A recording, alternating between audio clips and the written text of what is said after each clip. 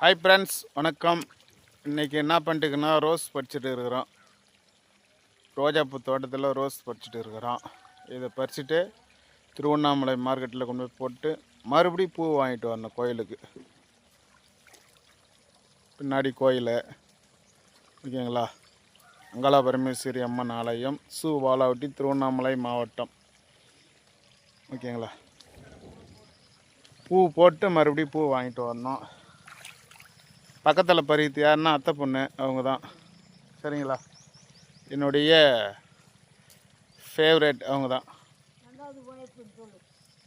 பார்த்துங்க, செகண்ட் ஒய்ஃப்னு கூட சொல்கிறாங்க பாருங்கள்.